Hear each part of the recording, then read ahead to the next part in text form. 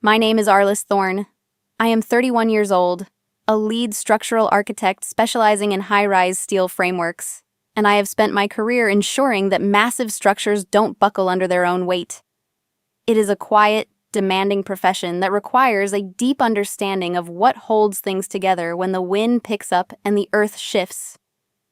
This week, I learned that the pillars of my own family were never made of stone or steel.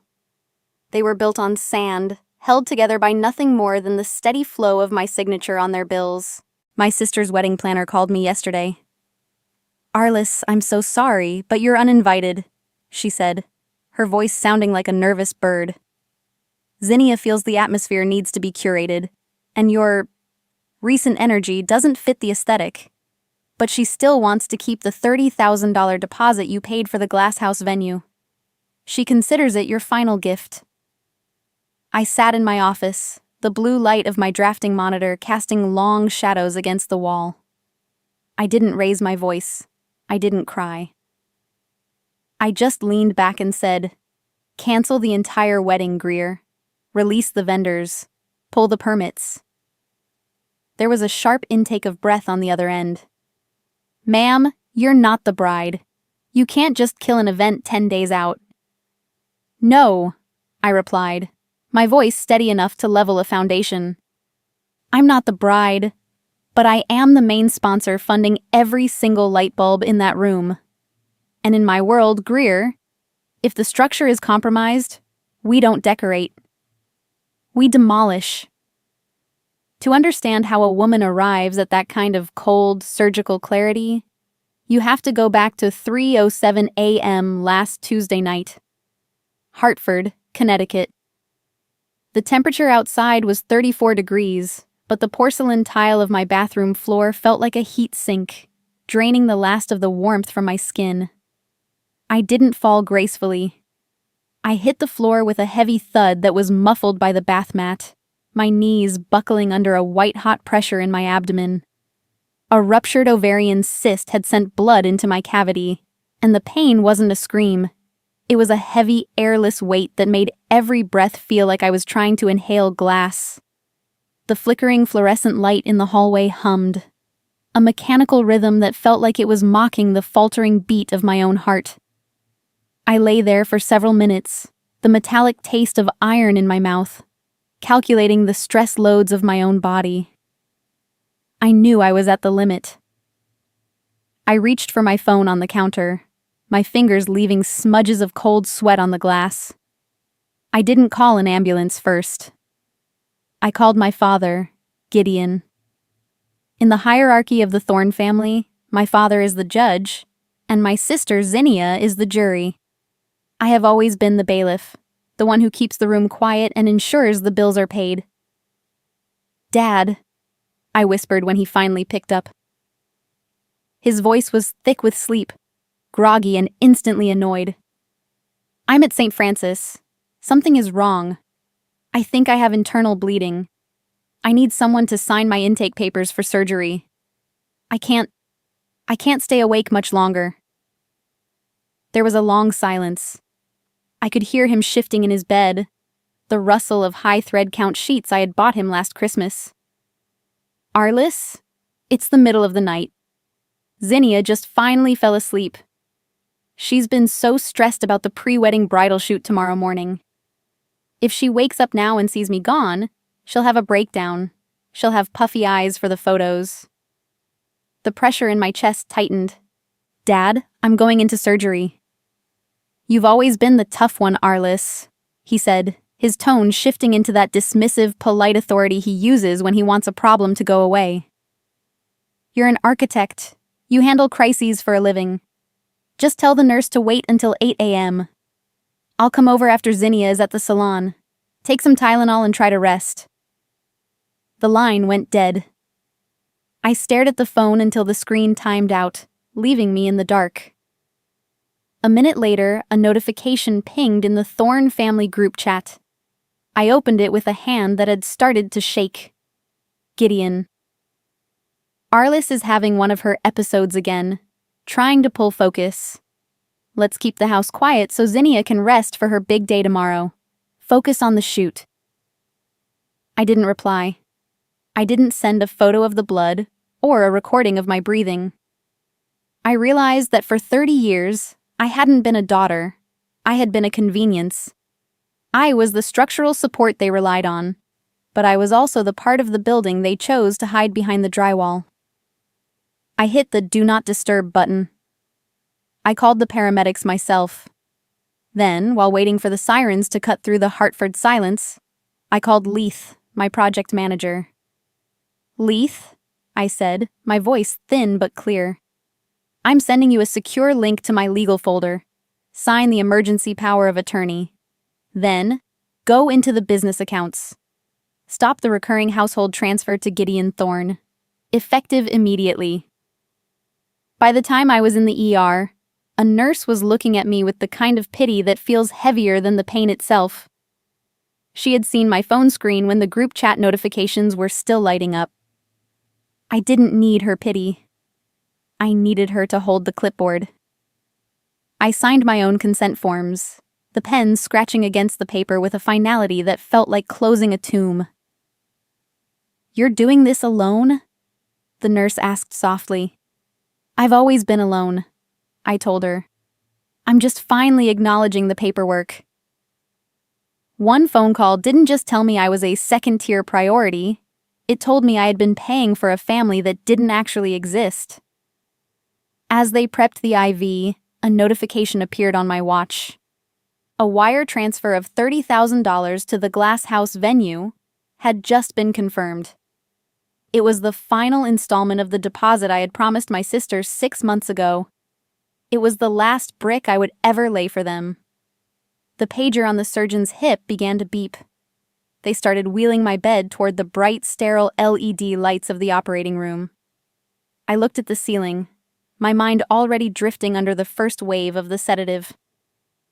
I thought about Zinnia's bridal shoot. I thought about the perfect atmosphere she was so desperate to curate. And I wondered how beautiful that atmosphere would be when the check for the ballroom floor finally bounced. The structure was failing, and for the first time in my life, I wasn't going to be the one to catch it. Now, let me take you back to the autumn of 2014 in Chicago. The wind off Lake Michigan felt like steel needles against my skin, and I spent 60 hours a week oscillating between a boutique drafting firm and a greasy spoon diner in Lincoln Park. Every cent I earned was a brick intended to build my own future, or so I believed. My father, Gideon, was a man who lived for the silhouette of success. He possessed the refined tastes of the upper class, but lacked the actual capital to sustain them. In our household, love wasn't a steady foundation. It was a ranking system based on social currency. Zinnia was the masterpiece. She was the jewel of the Thorne family, possessing a delicate, effortless beauty that Gideon viewed as our collective ticket into the circles he craved. I was the infrastructure. If Zinnia was the polished facade of a high-rise, I was the rebar, and the concrete poured deep into the mud where no one had to look at it. She was celebrated for her potential. I was managed for my utility. "Arlis is sturdy," Gideon would say, usually when a bill was due or the car needed tires. "She doesn't need the coddling Zinnia does." In the Thorne house, we followed an unwritten law.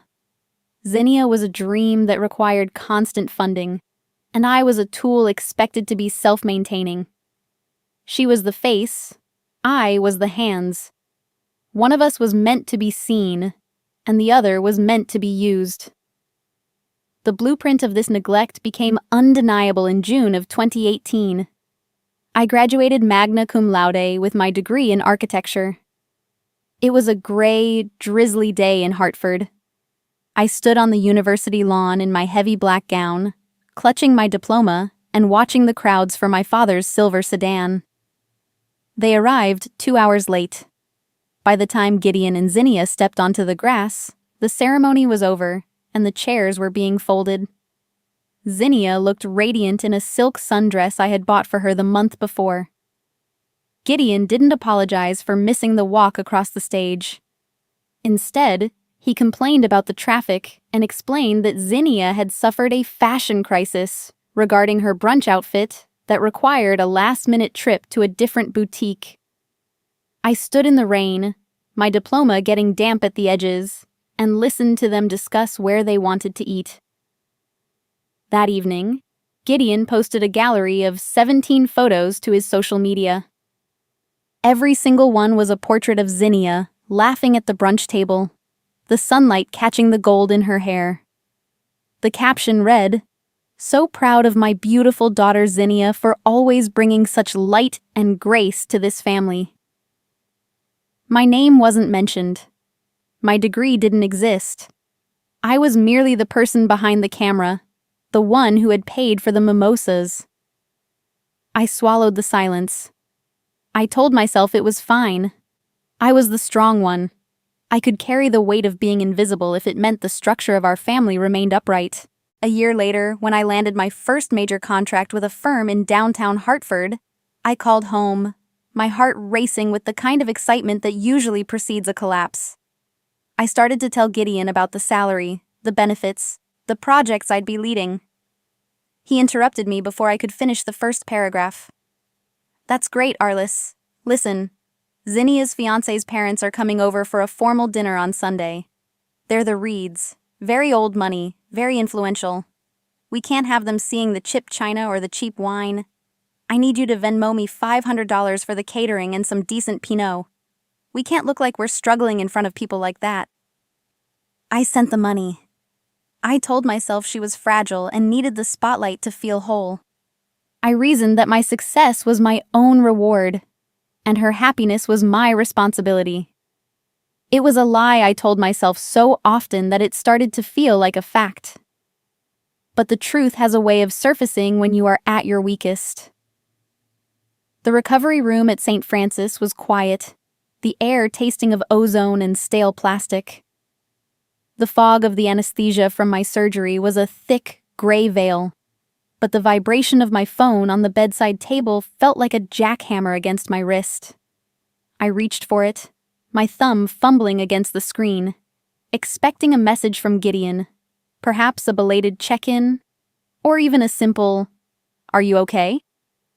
The notification wasn't a text. It was an alert from my secondary credit card, the one I had given Zinnia 3 months ago for wedding emergencies.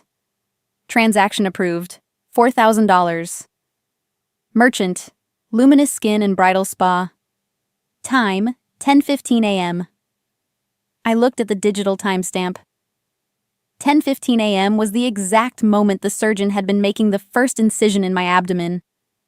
While I was losing consciousness and praying I would wake up, my sister was lying on a heated massage table, charging a $4,000 facial to the person she had left to bleed on a bathroom floor. I didn't call her. I didn't send a furious message to the group chat. I just stared at the blue glow of the screen until my vision blurred. The favoritism in the Thorne family hadn't just been an emotional preference, it was a business model. And I was the only one who didn't know I was the product. With a thumb that still felt heavy and numb, I navigated to the card settings.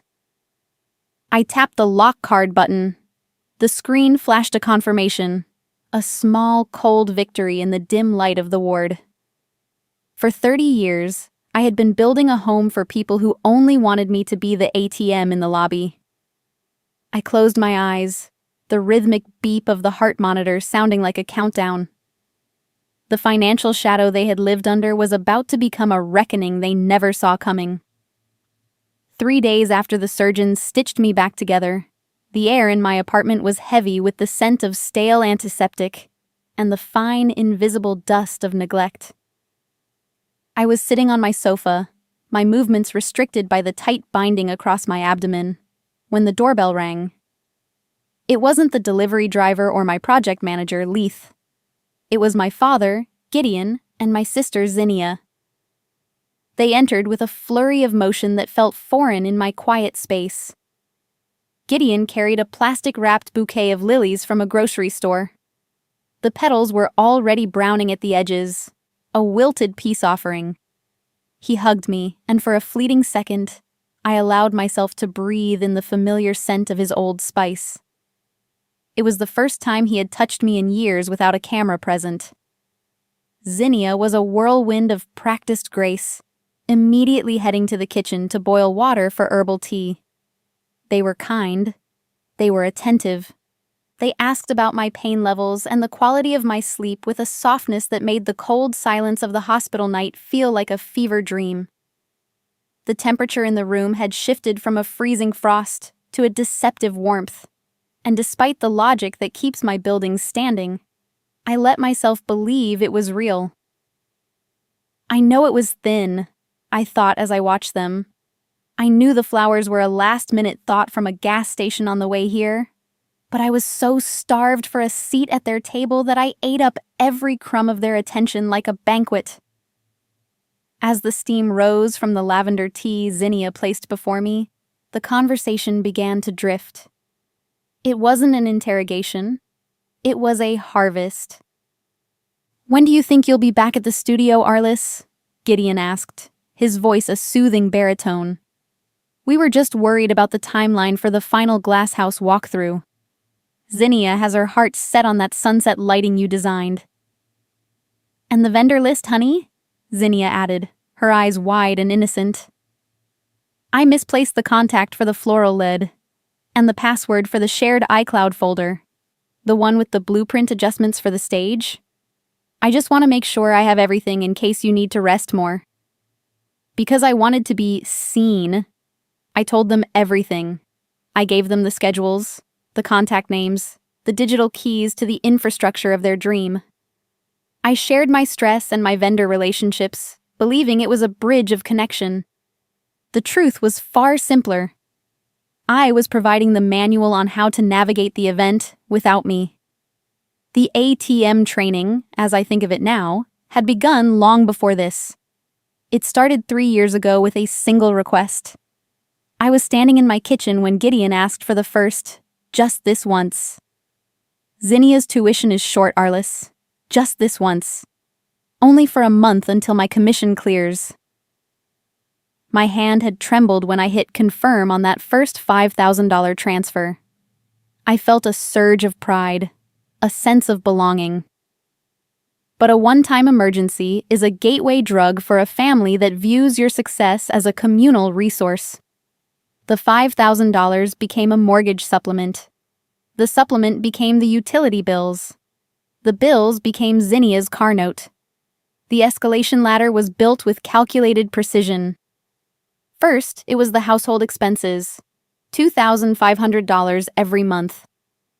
Then came Zinnia's lifestyle, emergencies, another $1,500. Then the wedding top-ups, a $10,000 designer dress I was told was an investment in our family's future, followed by a $5,000 florist bill because the reads expect a certain level of elegance.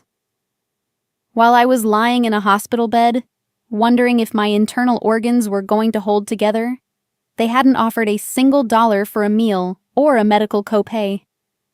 They hadn't asked if my mortgage was covered while I was out of work. They had simply waited, like a client waiting for a scheduled delivery, for the next automated transfer to hit their accounts.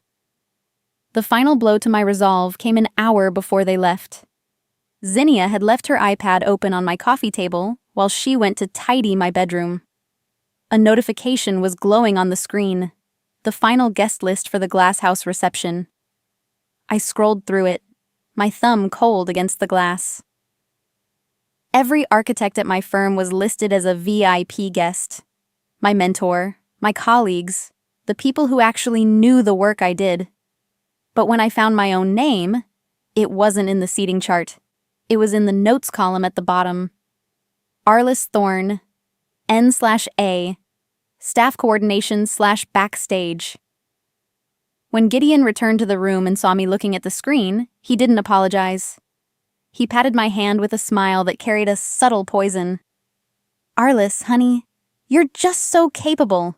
We need you on the floor making sure the catering and the lighting go right. You'd be bored sitting at a table for 3 hours anyway. Think of it this way. You're the engine that makes the car move. Let Zinnia be the hood ornament for just one night.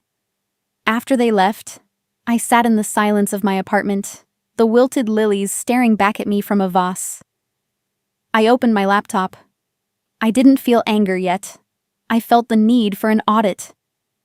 I built a spreadsheet with the same clinical precision I use for a structural load-bearing report. Columns: date, amount, recipient, reason. I went back 3 years. I downloaded every bank statement and archived every Venmo receipt.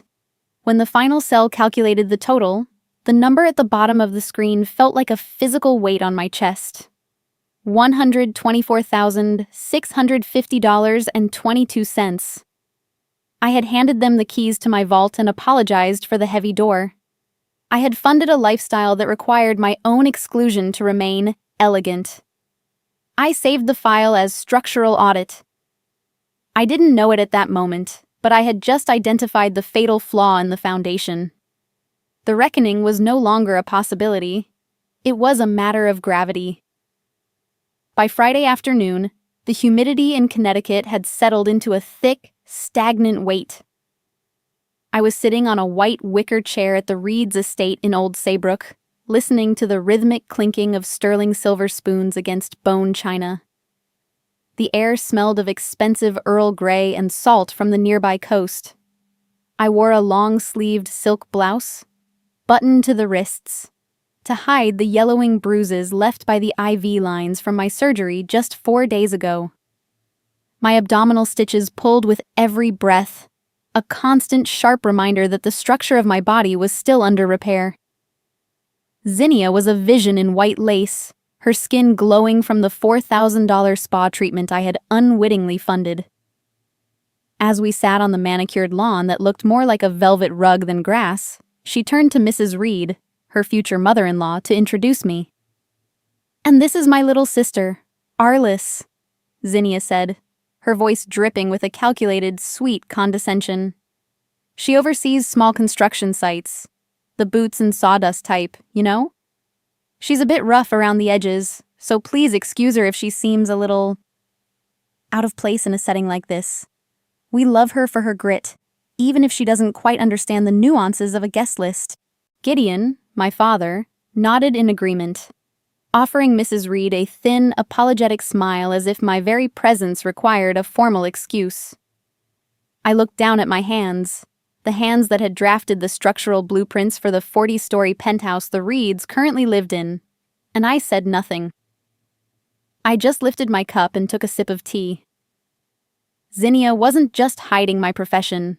She was actively erasing my identity to ensure her own narrative remained unblemished. I wasn't her sister. I was a social liability she had to manage.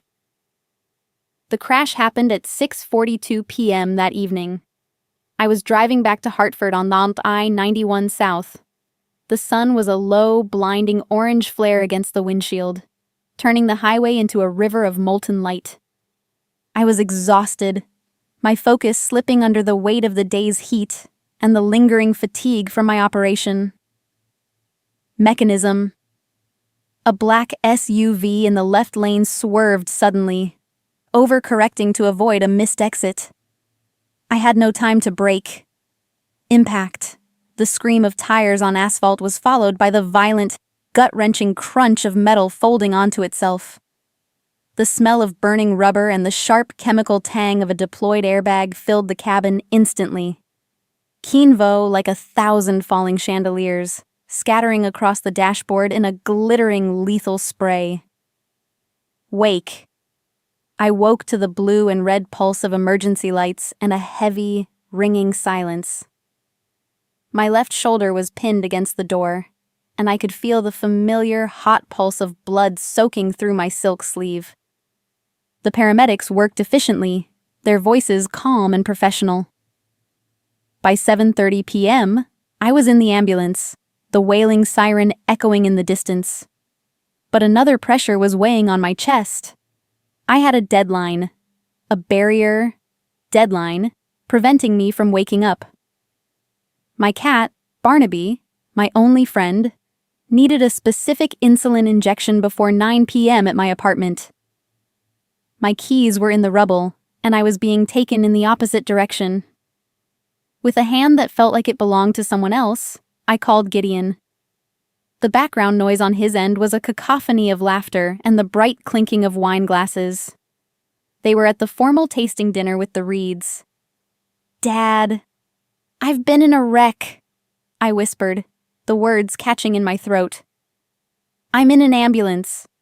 I need you to go to my apartment and give Barnaby his shot. The spare keys are in the flower pot. Please, it has to be by 9. Gideon's voice was muffled, his annoyance sharp even through the static. "Arlis, we are at the formal tasting. Zinnia has worked months to secure this evening with the Reeds. Don't be dramatic, honey. An Uber can get you home from the hospital later. You're always trying to pull focus when your sister is finally happy. Just deal with it." He hung up. At 7:48 p.m., a notification pinged in the Thorne family group chat. Nurse Sarah, who was prepping my IV line, saw the screen of my phone as it lay on the gurney. Gideon. Arlis had a fender bender, trying to ruin the dinner, ignoring it. Zinnia. Typical. She can't stand not being the center of attention for one night. Seen at 7:48 p.m. Nurse Sarah stopped. She looked at the phone, then at me, her expression hardening into a look of profound, silent recognition. She didn't say a word, but she picked up her clipboard and wrote a note in the social history section of my intake chart. Patient's immediate family notified of trauma. Family declined to assist or attend. Emotional support? None. I didn't argue. I didn't beg. I realized that the people I had spent 30 years supporting were never going to be the ones to catch me. I was a ghost they only summoned when they needed a check signed. The official anchors began to settle. Police report case number 2, 6-0303. Insurance claim number 9982-Thorne. My blood pressure sat at a steady, dangerous 160/100. I had the medical bracelets, the police incident number, and the silent testimony of a nurse who had seen the truth in a wine glass emoji. Within 5 minutes, I used my phone to hire a medical-grade courier service. I paid $250, triple the standard rate, to have a bonded professional retrieve my spare keys, buy a fresh vial of insulin, and ensure Barnaby was fed and treated by 8:45 p.m. Worth every penny, I whispered to the sterile air of the ER. The aftermath over the next 3 days was a blur of discharge papers, bill estimates, and the dull, persistent ache in my shoulder. My family didn't call. They didn't visit. They were too busy finalizing the perfect wedding to worry about the person who had been erased from the guest list. One moment of absolute clarity turned me from a daughter into a stranger. Strangers showed up that night. The paramedics, the police, a nurse named Sarah, and a courier I'll never meet. My family didn't. That was the night the door to the old way of living finally swung shut. The recovery in room 412 of St. Francis Hospital was measured by the mechanical hum of the oxygen concentrator and the rhythmic, hollow beep of the heart monitor. The air carried the stale scent of lukewarm coffee and the sharp, stinging tang of iodine. I lay still, my left arm suspended in a blue mesh sling, while my ribs felt like a tapestry of purple and yellow bruises tightening around my lungs with every breath. 3 days had passed since the crash on a 91, and for the first time in my life, the world was quiet.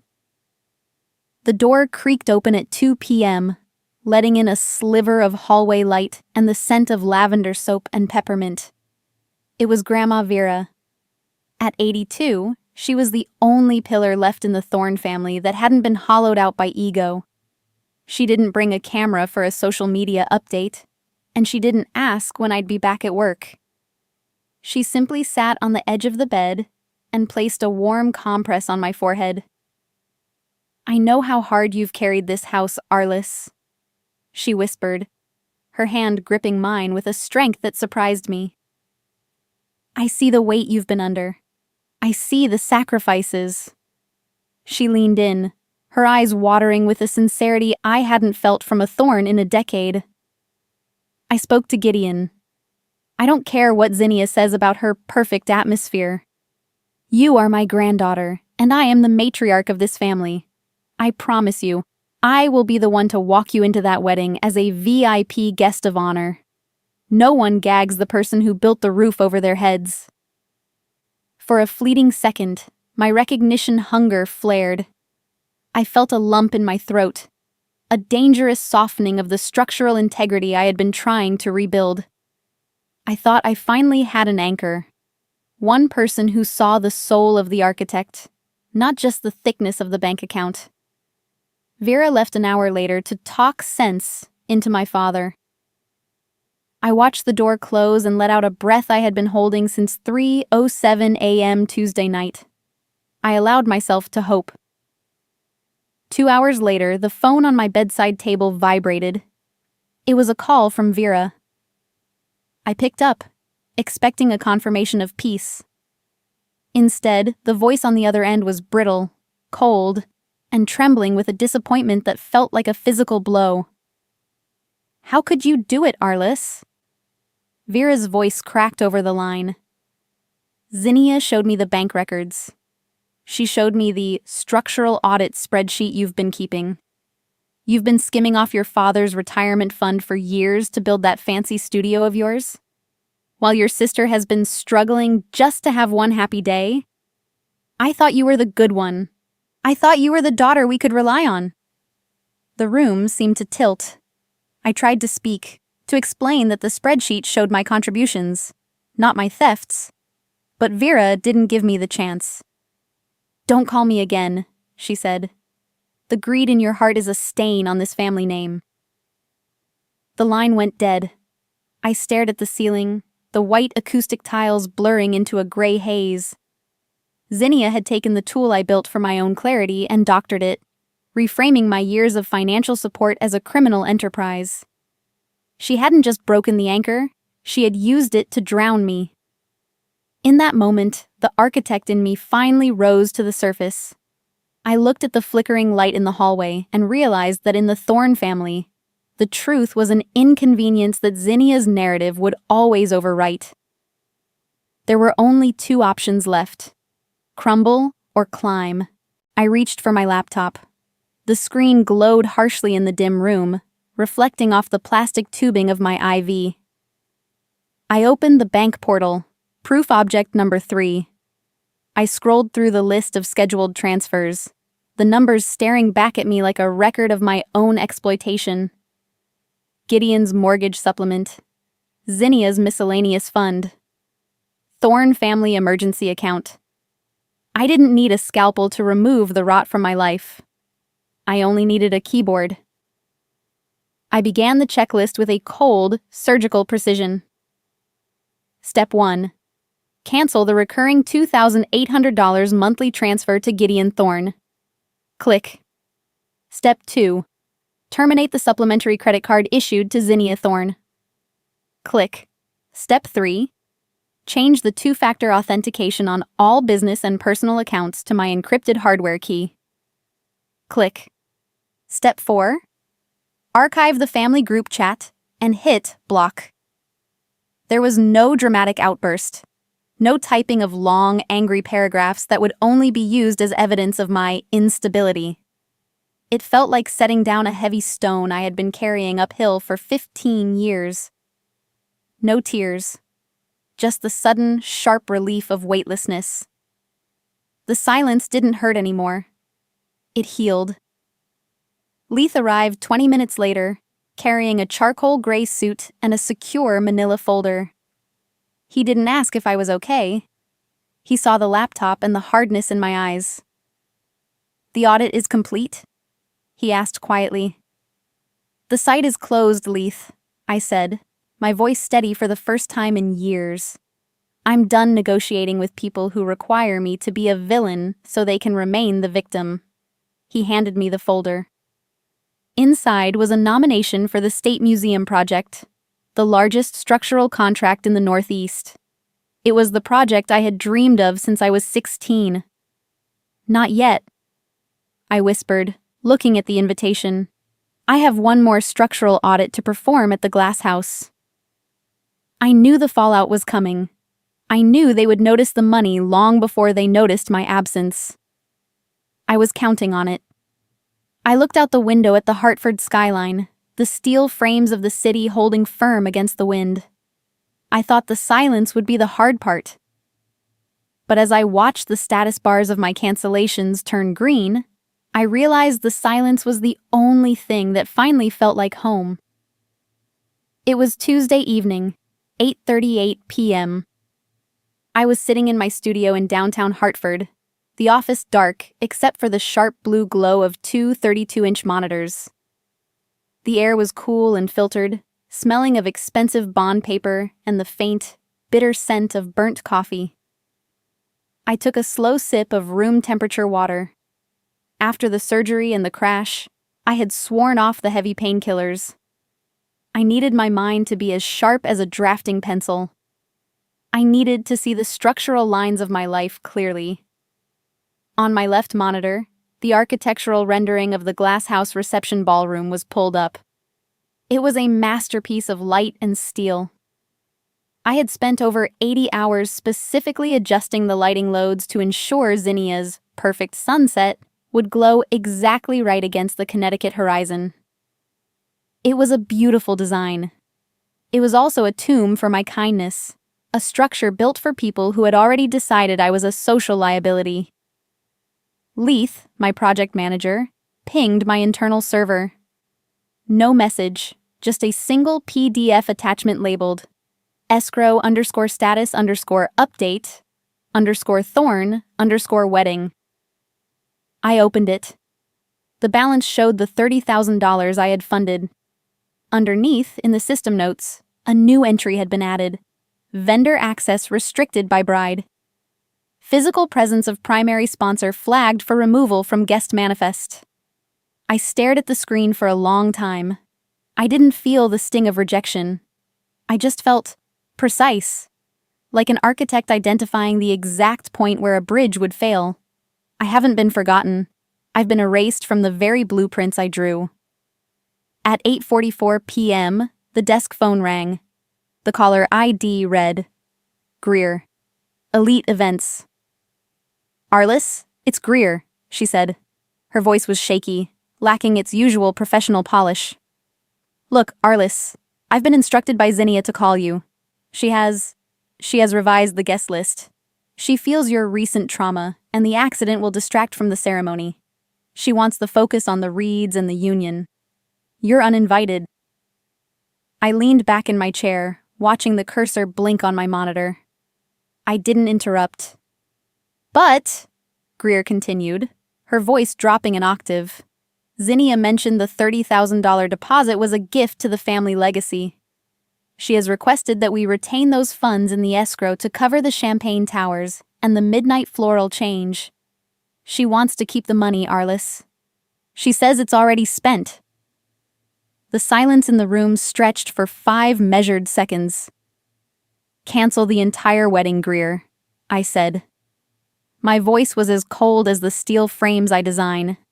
"Release the vendors. Pull the permits. Notify the venue manager that the glass house is to be locked on the morning of the 14th. I heard a gasp. "Ma'am, you're not the bride. You don't have the authority to kill a wedding 10 days out. Think of the guests. Think of your sister." "No, Greer," I replied, standing up and looking out the window at the Hartford skyline. "I'm not the bride, but I am the main sponsor. I signed the master contract under Thorne Design Build. I funded the escrow.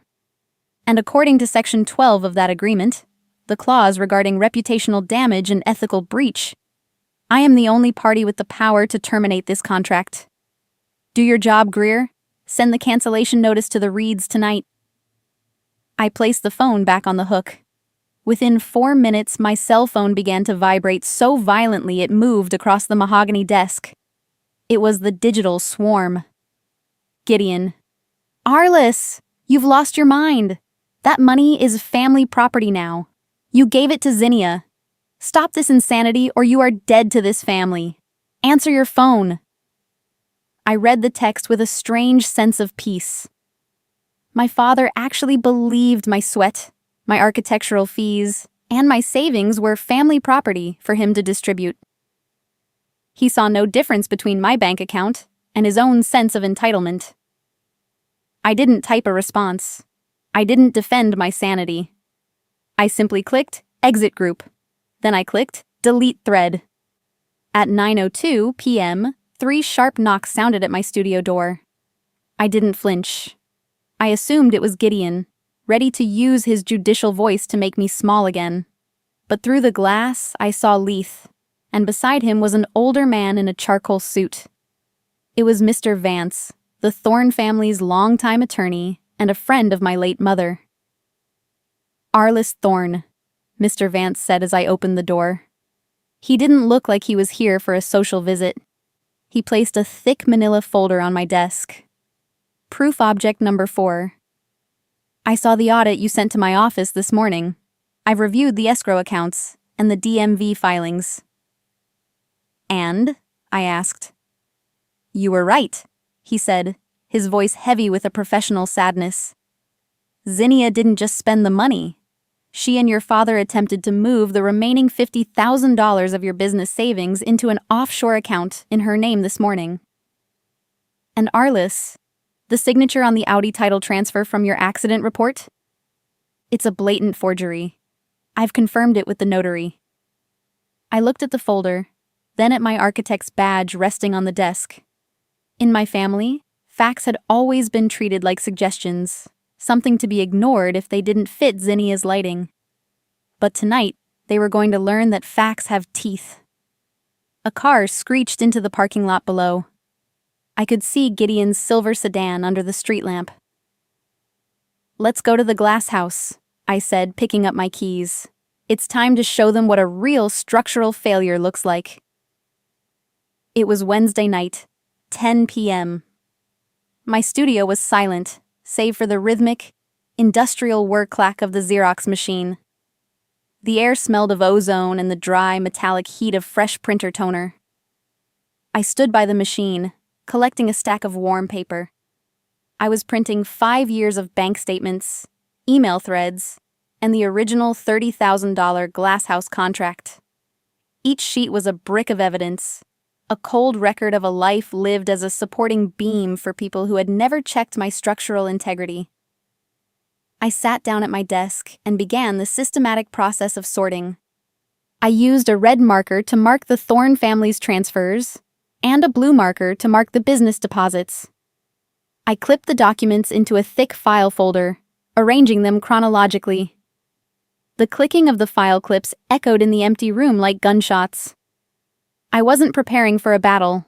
I was dissecting a relationship. While digging through the car and asset folder to finalize the audit, I found a DMV title transfer document I had never seen. It was for the Audi I was still paying off, the one currently sitting in a salvage yard. Zinnia had filed a title transfer 3 weeks ago, moving the car into her name while I was still in the hospital recovering from surgery. I looked at the signature at the bottom. It looked like mine, but the loop on the A was wrong. It was Zinnia's handwriting. I didn't yell. I didn't throw the folder. I simply took a high-resolution photo of the forgery and clipped the original into a new section labeled Criminal Liability. I tabbed it with a red Section 12 sticker, the termination clause for the wedding contract. I haven't been erased from the family. I've been defrauded by them. Mr. Vance, the attorney, sat across from me, reviewing the final tabs in the ledger.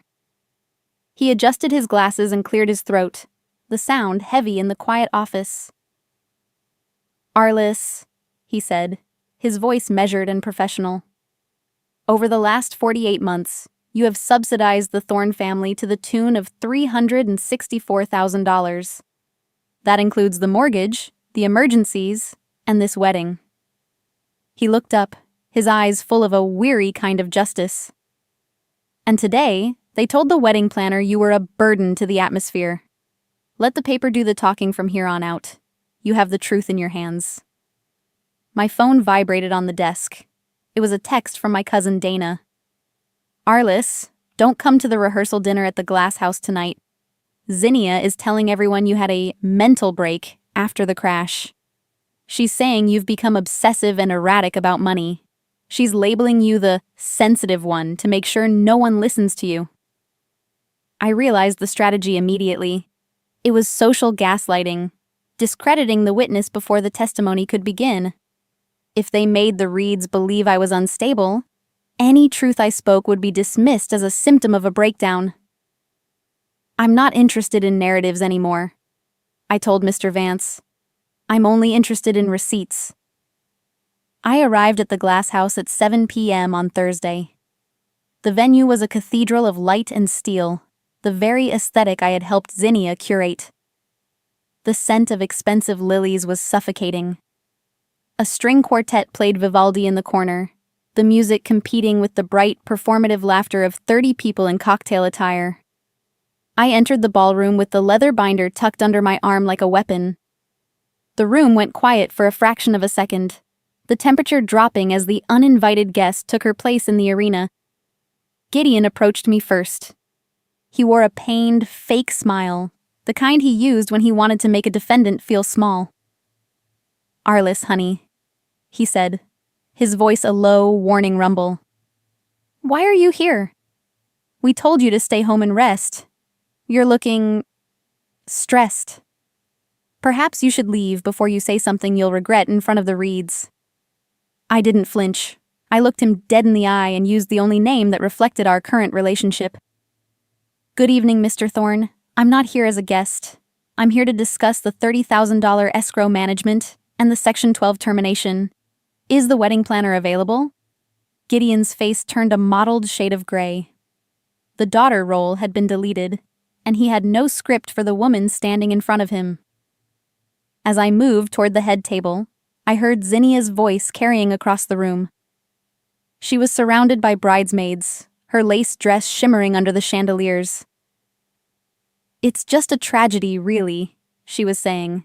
Since the accident, Arlis hasn't been herself. She's confused about the finances, making up stories about contracts. We're just praying she gets the help she needs. The bridesmaids looked at me with a mixture of pity and suspicion. I didn't respond to their whispers. I simply waited. Greer, the wedding planner, caught my eye from across the room. She saw the documents. She saw the lawyer standing 2 feet away from me. She nodded slightly. A professional signal. The dinner was about to begin. Gideon stood up at the head table, tapping a crystal glass with a silver spoon to get the room's attention. He cleared his throat, ready to give a toast about family and new beginnings. But before he could speak, Zinnia stepped forward. She grabbed the microphone from her father's hand, her eyes locking onto mine with a venomous glint. She decided to strike first, to frame the narrative before I could open the binder. Before my father begins, Zinnia said, her voice amplified and shaking with a practiced, dramatic tremor. There is something the family needs to know about my sister's generosity. Arlis, why don't you tell everyone here why you're trying to sue our father and ruin my wedding over your own mental instability? The room fell into a deathly, atmospheric silence. Every eye, including the wealthy, judgmental Reeds, turned to me. I looked at the binder, then at the woman who had forged my name to steal my car, and I realized the time for quiet architecture was over. The storm had finally arrived. The Glass House was a cathedral of light and glass. It was 7:15 p.m. on a Thursday, and the ballroom I had designed for my sister shimmered with a deceptive, polished warmth. The Reeds were laughing at the center table, their voices echoing off the steel trusses that I had personally calculated to withstand 100 miles per hour of wind. The air was cool, maintained at a steady 68 degrees by the high-end HVAC system, yet it felt suffocating. I sat at a small side table near the exit, sipping a club soda. The leather binder on my lap felt like a heavy, cold anchor. Zinnia was a vision of social perfection. She stood beside her fiancé, her hand resting delicately on his shoulder, looking like a portrait of old Hartford wealth. She raised her voice just enough for the surrounding tables to hear, her tone dripping with a practiced, sorrowful grace. "It's such a tragedy, really," she sighed to Mrs. Reed, glancing toward me for a split second before looking away. "My sister Arlis has always struggled with stability. Since the accident, she's become quite erratic about the wedding finances. We had to ask her not to attend the ceremony for the sake of her own health. It's a burden our family has carried for years, but we choose to lead with love." I didn't flinch. I didn't defend my name or correct her narrative. I simply watched Gideon, my father, as he nodded solemnly, his silence acting as a seal of approval for the lie. I observed the Reed's expressions shift from curiosity to a distant, polite pity. I remained still, the quiet eye of a storm that was already inside the room. The silence I held was not weakness. It was a structural load being measured. The room went still as Mr. Vance, the attorney, stood up. He didn't raise his voice, but his presence was a heavy thud in the atmospheric chatter. He walked to the small podium and placed a handheld projector on the linen-covered surface. "Before we proceed to the formal toasts, Mr. Vance said, his voice carrying the authority of a judge passing sentence. "As the legal representative for the Thorne business estate, I have been instructed to perform a final structural audit of this event's sponsorship. The primary sponsor, Arlis Thorne, requires the record to be corrected before the contract is finalized." Zinnia's face froze, her glass of champagne hovering mid-air. Gideon began to stand, his jaw tightening, but Mr. Vance clicked a button. A ledger appeared on the screen behind him, proof object number 4. It was a cold, digital record of every dollar I had ever bled for them. No names were needed. The figures spoke for themselves. 2021 to 2026. Total household and lifestyle subsidy, $364,250. Tuesday, 3:07 a.m. Emergency surgery intake. Patient, Arlis Thorne. Tuesday, 10:15 a.m. $4,000. Transaction, Luminous Skin and Bridal Spa. Charge to Arlis Thorne's credit card. Friday, 7:48 p.m. SMS evidence. Gideon Thorne. Arlis had a fender bender, ignoring it. Department of Motor Vehicles. Forged title transfer. Witnessed and notarized. The atmospheric silence in the ballroom became deafening. Zinnia's face turned from a radiant ivory to a sickly mottled gray. The Reeds leaned in, their eyes squinting at the SMS receipt projected on the wall. The mental break narrative Zinnia had carefully constructed dissolved instantly, replaced by a record of cold-blooded exploitation.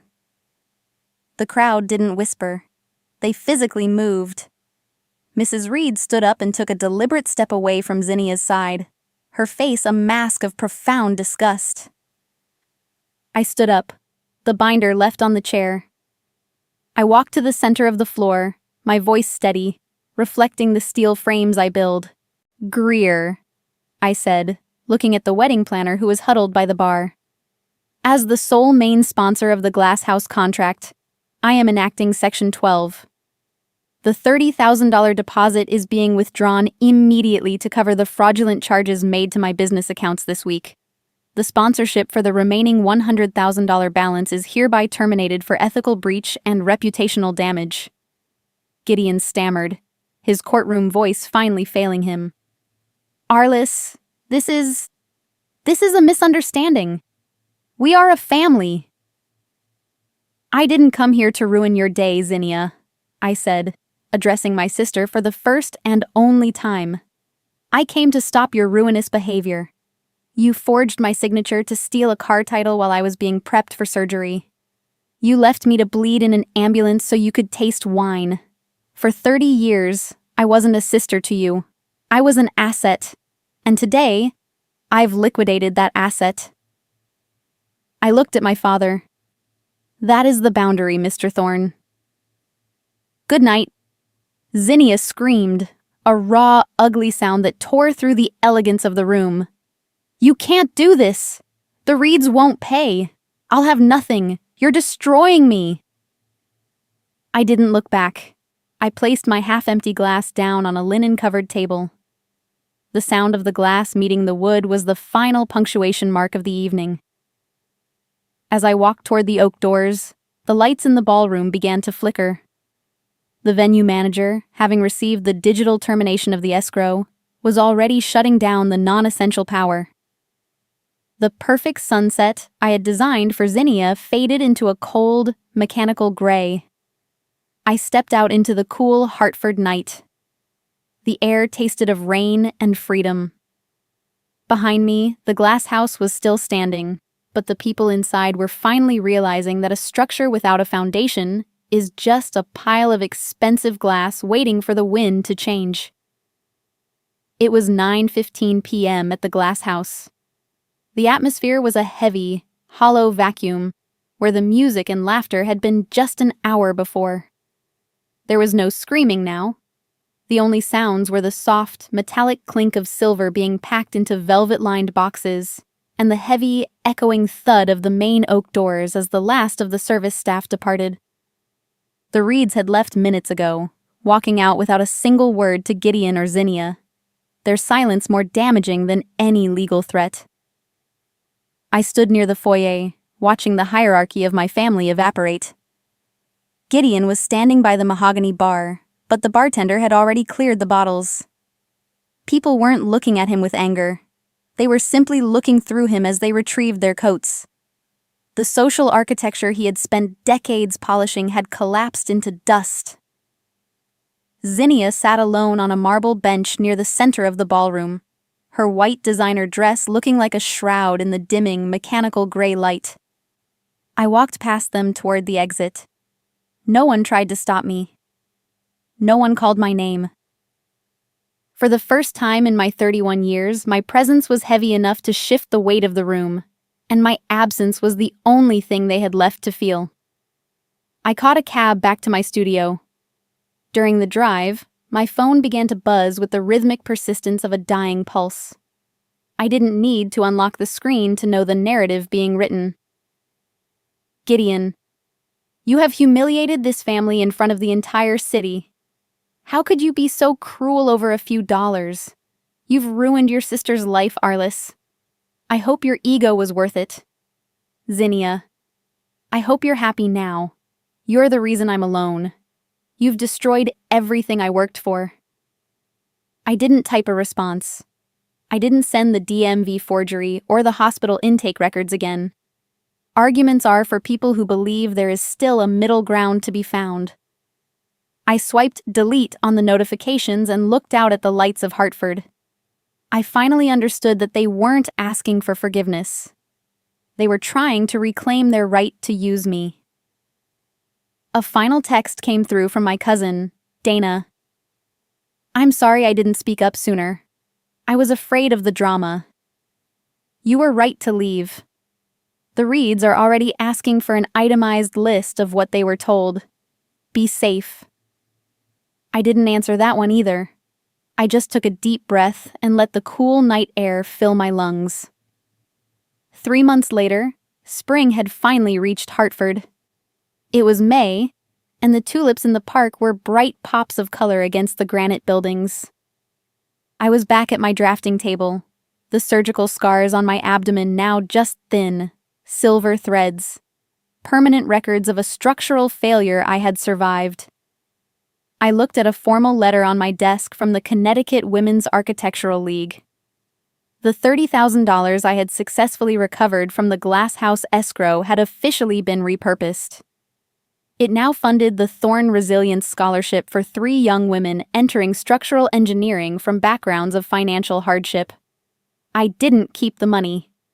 I had decided to use it to build foundations for people who actually understood the value of a supporting beam. I opened my project folder on the monitor one last time. I found the file labeled Zinnia _wedding final draft.dwg. I hovered the cursor over the icon for a moment, feeling the stillness of the office. Right-click, delete, empty trash. I didn't need their approval to be successful. I just needed to stop asking for it. The world didn't end when I said no.